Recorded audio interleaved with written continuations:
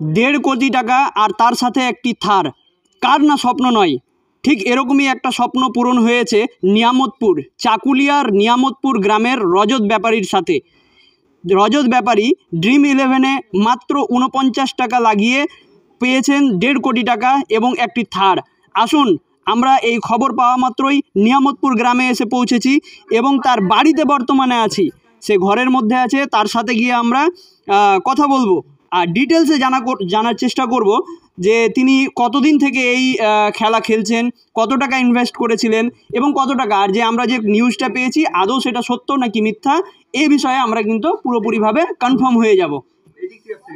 দাদা, আমরা একটা নিউজ শুনলাম আপনি নাকি যে মাই 11 সার্কেল আছে সেখানে আপনি প্রাইজ পেয়েছেন। হ্যাঁ, পেয়েছি। এটা নিয়ে একটু ডিটেলসে বলুন তো। প্রাইজটা সত্যি আমি পেয়েছি, আর পেয়েছি উপরওয়ালার আশীর্বাদে।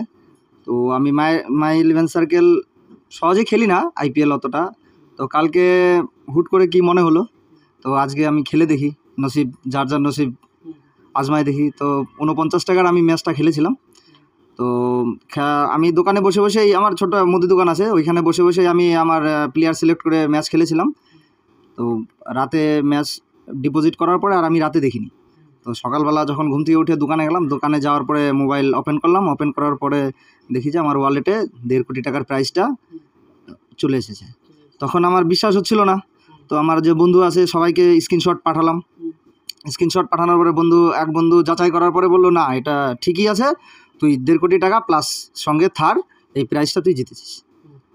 1.5 কোটিতে মানে কত টাকা পাওয়া যায়? 1.5 কোটিতে আপনার 30% জিএসটি কাটে। তো আমাকে 1,05,00,000 মতো ইয়ে করেছে, দিবে। আর সঙ্গে থারটা, আর থারের যে ইটা আছে ওটা জানা নেই, কি প্রসেসটা আমার জানা নেই, কি করে দিবে আর কি। টাকা কি আপনার ক্রেডিট হয়ে গেছে? হ্যাঁ, টাকা 84 ক্রেডিট হয়েছে, আর 26 সামথিং বাকি আছে, এখন ওটা ক্রেডিট এই সমস্ত অ্যাপে ধাপে ধাপে হয়? হ্যাঁ, ধাপে ধাপে হয়। কেমন লাগছে এখন? খুব ভালো, এক্সাইটেড খুব, বন্ধুরাও সবাই খুশি, সবাই এক্সাইটেড, পরিবারের সবাই এক্সাইটেড খুব। না, আমার কখনো এরকম মনে হয় নাই যে এরকম আমি পাবো। তো এই নিয়ে আমার দ্বিতীয়বার। এর আগে 1-2 বার খেলেছি, ওরকম আমি যে খেলি না, ছোটোখাটো খেলি যে এরকম না, মনে হলো খেললাম, না হলো ছেড়ে দিলাম, এইরকম।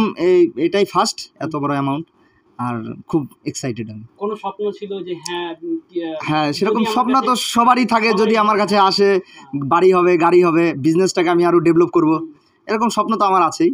ওটাই ভগবান পূর্ণ করলো। কাজ আমার গ্রোসারি শপ আছে, আর এমনিতে আমরা সিজনাল ব্যবসা করি, আলু, ভুট্টা, লঙ্কা। তো এই কাজটাকেই আমি আরও বড়োভাবে এখন করতে যাচ্ছি। লেখাপড়া আমার গ্র্যাজুয়েশন কমপ্লিট। চাকরির যা অবস্থা পশ্চিমবঙ্গে, চাকরির ইচ্ছা ছিল, ইচ্ছা থাকলেও এখন আর ওই ইচ্ছা ঘুচে গেছে। এখন আমি আমার বিজনেস, মনে করি ঠাকুরের আশীর্বাদে এখন আমি বিজনেসেই থাকতে চাচ্ছি। এখন ইনভেস্টমেন্ট পেয়ে গেছি, এখন আর টেনশন নেই। আমার নাম রজত ব্যাপারী, বাড়ি নিয়ামতপুর। শুনতেছি তো 1,05,00,000 টাকা হাতে পাবে আর একটা থার গাড়ি। হ্যাঁ, কেমন লাগছে? ভালো লাগছে, কিন্তু আমার ছেলেটা একটু অসুস্থ আছে, তো ওর জন্য আমার সবসময় চিন্তা হয়। আমার মানে সবসময় ভেতরটা কাঁপতে থাকে যে কখন আমাকে কি বলবে মা, আমার খারাপ লাগে, ওইটি আমার বড় টেনশন। এখন কি মনের মধ্যে একটা আশা জাগছে কি? আশা তো জাগতেই পারে, মায়েদের আশা শেষ আছে কি? কোনো রকমের কোনো স্বপ্ন ছিল ছেলেকে নিয়ে, যে হ্যাঁ ছেলে কোনো কিছু বড় ধরনের কাজ করবে, হ্যাঁ, বড় বিজনেসম্যান হবে? হ্যাঁ হ্যাঁ, একটা চাকরির আশা ছিল, সেটা তো হলো না, যা মানে পশ্চিমবাংলার অবস্থা। এখন যাই হোক, একটা হয়েছে, ওর যেটা খুশি সেটা ও করবে। মা বাবার তো অনেক ধরনের আশাই থাকে। ও তো ব্যবসা করে, ব্যবসাতে কিরকম কি উন্নতি দেখতে যাচ্ছেন? হ্যাঁ, উন্নতি ওই মুদিখানার দোকানে থাকে, তো ওগুলো হয়। তারপরে আবার মাঝে মাঝে ও কাকুর সাথে আলুর ব্যবসা করে, তারপরে লঙ্কার ব্যবসা করে। এখন ওই হিসাবটা তো আমরা নেই না, মানে কাকার ভাস্তা যা করে ওরাই জানে, ওরাই বুঝে। পরিবারে আপনারা কে কে আছেন? পরিবারে ওর বাবা কাকা 2 ভাই, আর আমরা 2 যা, আর আমার এই ছেলে আর একটা মেয়ে, আর আমার দেওয়ারেরও একটা ছেলে একটা মেয়ে। আমার দেওয়ারের ছেলেটা কলকাতায় পড়াশোনা করে, মেয়েটা রায়গঞ্জে পড়াশোনা করে, আর আমার মেয়েটাকে বিয়ে দিচ্ছি চোপড়া। মানে টাকা পয়সার দিক থেকে পরিবারে কখনো কোনো অসুবিধা হয়েছিল, এরকম কি কখনো হয়েছে? অসুবিধা তো হয়ই, সংসার ক্ষেত্রেই তো অসুবিধা থাকে। টাকা পয়সার কি আর সবসময় হয়, পূর্ণতা হয়? হয় না।